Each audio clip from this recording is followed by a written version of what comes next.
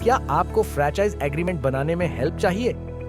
Legal verifier को contact कीजिए और लाइक, फॉलो और सब्सक्राइब करना मत भूलिए। तो सबसे पहले यह समझते हैं कि फ्रैंचाइजी एग्रीमेंट होता क्या है। इमेजिन कीजिए, आप एक छोटे बिजनेस ओनर हैं और आपके पास एक यूनिक आइडिया है। आपने अपना बिजनेस मॉडल अच्छे से सेट किया है और आप चाहते हैं कि आपका बिजनेस और भी लोगों तक पहुंचे। अब एक बड़ा ब्रांड जैसे मैकडॉनल्ड्स या डोमिनोज आपके बिजनेस मॉडल को अपने नाम से चलाने की ऑफर करता है। इसका मतलब यह है कि आप उनके ब्रांड का इस्तेमाल कर सकते हो, उनके प्रूवन प्रोसेस को फॉलो कर सकते हो और इन रिटर्न आपको उनको कुछ फीस देनी होती है।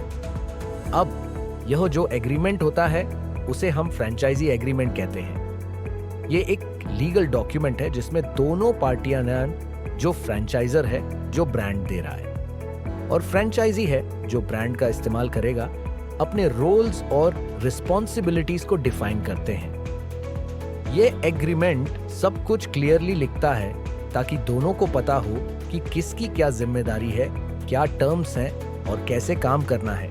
अब सवाल ये है कि यह फ्रैंचाइजी एग्रीमेंट जरूरी क्यों है? इसके कुछ इंपॉर्टेंट रीजन है।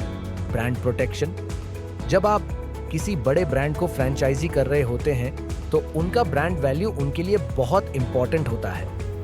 फ्रैंचाइजी एग्रीमेंट ये सुनिश्चित करता है कि आप जो फ्रैंचाइजी हैं उनके ब्रांड स्टैंडर्ड्स और गाइडलाइंस को फॉलो करेंगे। इससे ब्रांड की इमेज और रेपुटेशन प्रोटेक्ट होती है। Clear terms. यह एग्रीमेंट दोनों पार्टियों के बीच रोल्स, रिस्पॉन्सिबिलिटीज और एक्सपेक्टेशंस को क्लियर कर देता है। अगर आपको कोई कंफ्यूजन हो तो आप डायरेक्ट एग्रीमेंट को देख सकते हैं। इसमें लिखा होता है कि आपको क्या करना है, क्या नहीं करना है।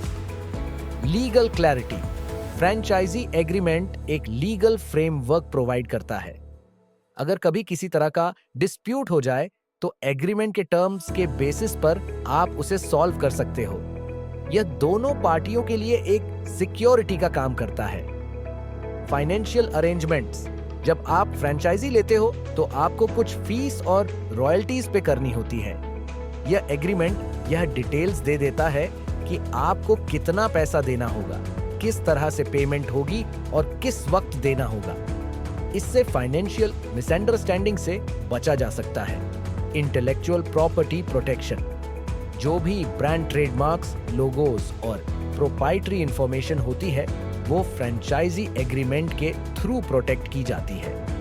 यह सुनिश्चित करता है कि आप उन लोगोस को बिना परमिशन के इस्तेमाल न करें। कंप्लायंस। यह एग्रीमेंट यह भी सुनिश्चित करता है कि दोनों पार्टियां फ्रैंचाइजर और फ्रैंचाइजी लीगल और रेगुलेटरी रिक्वायरमेंट्स को फॉलो करती हैं। इससे आपको सरकार के नियमों के खिलाफ जाने से बचा जाता है। Risk management. अगर कुछ गलत हो जाता है जैसे कि डिस्प्यूट्स या कॉन्फ्लिक्ट्स, तो यह एग्रीमेंट आपको एक प्रोसेस बताता है जिससे रिस्क कम होता है। अगर दोनों पार्टियां अपनी ऑब्लिगेशंस क्लियरली डिफाइन कर लेती हैं तो रिस्क काफी कम हो जाता है। अब यह समझते हैं कि फ्रैंचाइजी एग्रीमेंट के अंदर कौन से इंपॉर्टेंट क्लॉजेस होते हैं जो जरूरी होते हैं। पहला, इंटेलेक्चुअल प्रॉपर्टी क्लॉज। इस क्लॉजेस में फ्रैंचाइजर अपने ट्रेडमार्क्स, लोगोज और प्रोप्राइटरी इंफॉर्मेशन को प्रोटेक्ट करता है। यह क्लॉजेस सुनिश्चित करता है कि फ्रैंचाइजी इन चीजों को बिना उनकी परमिशन के इस्तेमाल न करे। दूसरा, कॉन्फिडेंशियलिटी क्लॉज।